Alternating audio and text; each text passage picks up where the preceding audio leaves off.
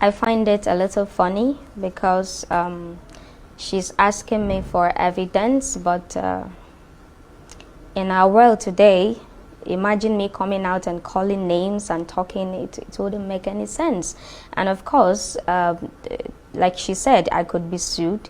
And it's not like the evidences do not exist. They do exist, but I cannot put them out there. What kind of evidence do you say I have exists? a video and an audio recording that showed where the head of department harassed me.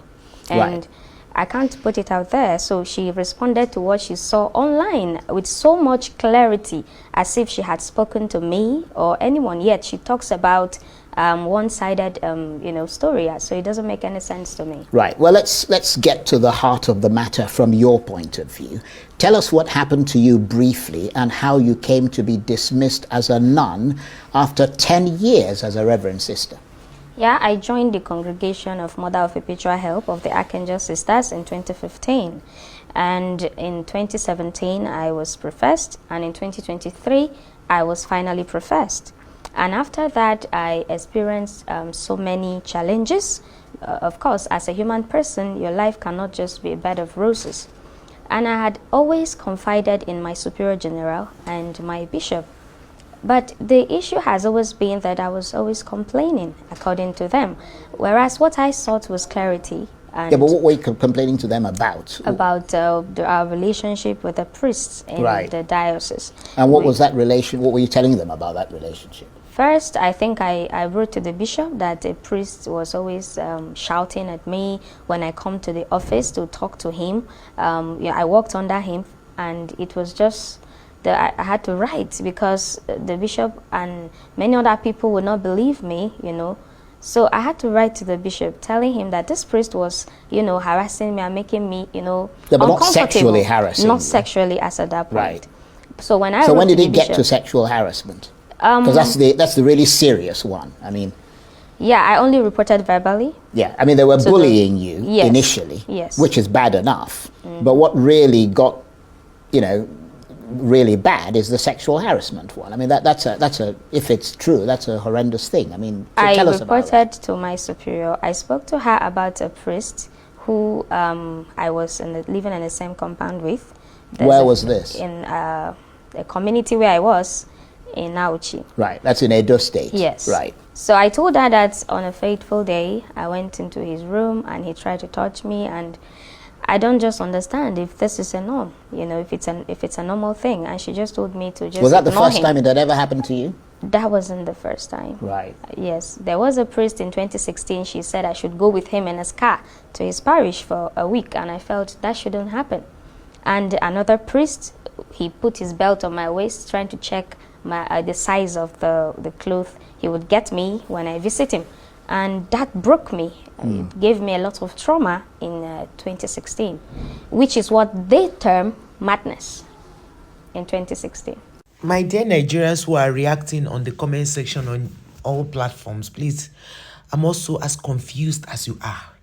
These are people who swore oath of celibacy, that they will not do anything with a woman. They don't want to marry, they don't want to have children. They want to be with God. And Apostle Paul says this thing very clearly in the Bible. He said, if you know that you don't want to, start thinking evil about or going into fornication or something, get yourself a wife. This thing is simple. Why do you bring, let me tell you something about women. A woman who says, I don't want to sleep with a man, I don't want to have anything sexual, she means it and stands by it. That's why our reverend sister or the nun is sounding the way she's sounding. Now, a reverend father who says, I don't want to have a child, I want to dedicate myself to God, I want to be celibate, I want to be this, he will see a woman, that urge of seeing a woman and being aroused will come in. It's now the self-control in that man that will, quieten that voice. Not that they will not have those temptations, but that self-control will ensure that He says, no, I can't do this. I swore oath of celibacy. Now, a woman goes into the convent. You don't even know the reason why she's going into convent. You don't know.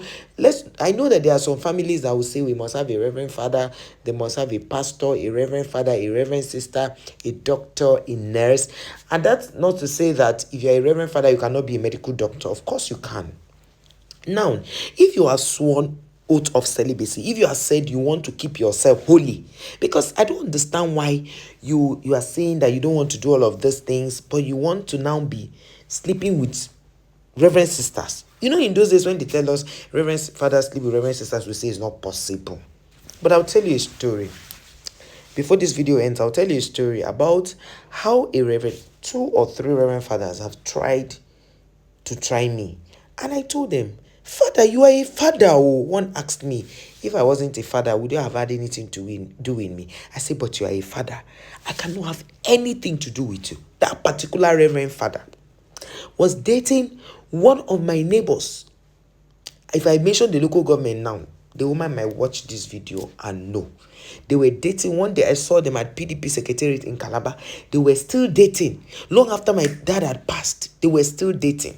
We're living in the same, our quarters was very close to her husband's quarters. This reverend father will come into the house in the pretext that he is coming to do, you know how they will do it now in their church. Now, it's not just about the Catholic Church. But what we are saying in essence, while we are judging this matter, for those of you who came under my comment section, the first day I made this post about the reverend sister,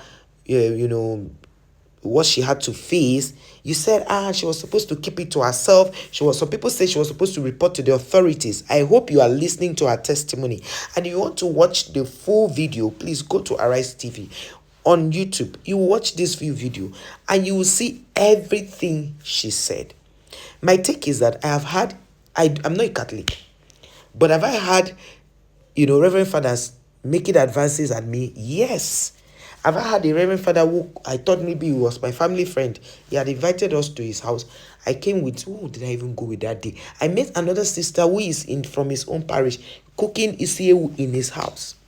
That reverend father, I don't know if he's still my Facebook friend. You watch this video. I don't want to mention names. The reverend father came to touch me. I said, Father, why you, Father, you're a reverend father. Oh. Like, you know the way I'll even be reminding him, Father, you're a reverend father. He said, Kuti, you need to understand. I said, no, God forbid. Do you want God to be angry with me? And I also know somebody that was very close to me who was sleeping with a reverend father. Each time I looked at her, I couldn't tell her anything because I felt my heart was too heavy to even ask her, why are you doing this? Every time I saw her, I kept looking at her like this. Reverend fathers, please, those of you doing this thing, I know some people will come under this comment section and say, even pastors do it. When pastors do, we talk about it.